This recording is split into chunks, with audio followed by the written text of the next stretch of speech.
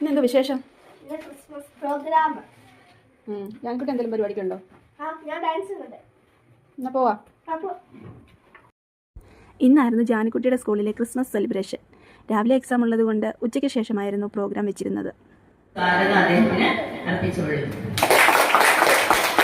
രാവിലെ എക്സാം എഴുതാൻ കൊണ്ട് വിട്ടിട്ട് പ്രോഗ്രാം തുടങ്ങുന്ന ടൈം ആയപ്പോഴത്തേക്കാണ് ഞാൻ സ്കൂളിൽ ചെന്നത്.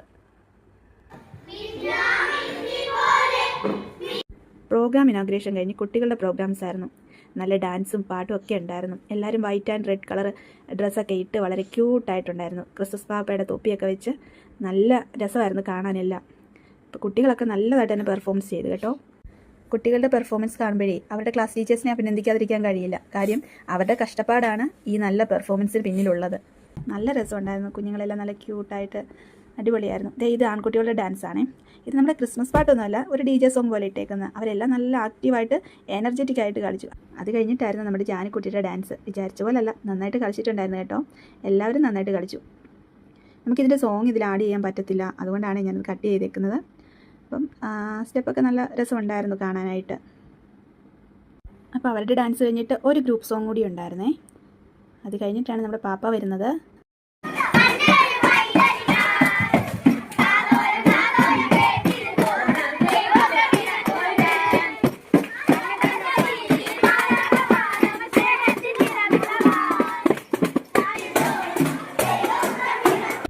അങ്ങനെ കുട്ടികൾ അവരുടെ മാക്സിമം എനർജി എടുത്തിട്ട് എൻജോയ് ചെയ്യുക കേട്ടോ. ഡാൻസൊക്കെ കളിച്ച് നോക്കിയേ, ഒരാളുടെ ഡാൻസ് ഉണ്ട്, എനിക്കത് ചിരി വരുന്നുണ്ട്. അതിനിടയിൽ ഞാൻ പോയി 3 തൊപ്പി വാങ്ങി. എന്താ കാര്യം എന്നറിയുമോ?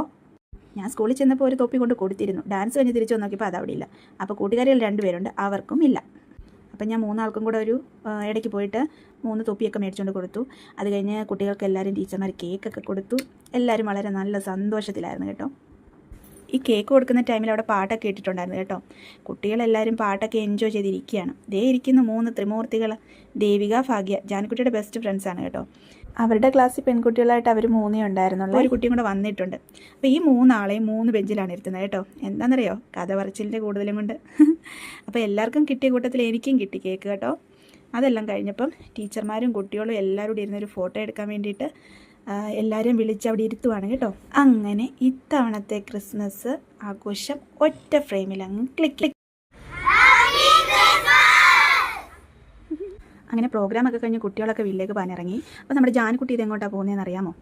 അവളുടെ അമ്മു ടീച്ചറിനോട് ഹാപ്പി ക്രിസ്മസ് പറയാൻ പോയതാണ്. ഇതാണ് അമ്മു ടീച്ചർ, ജാനിക്കുട്ടിയുടെ ക്ലാസ് ടീച്ചർ. അങ്ങനെ എല്ലാവരോടും യാത്ര പറഞ്ഞ് ജാനിക്കുട്ടി സ്കൂളിൽ നിന്നും ഇറങ്ങി വീട്ടിലേക്ക് പോകാനായിട്ട്. അപ്പം ഇതൊക്കെയായിരുന്നു ക്രിസ്മസ്.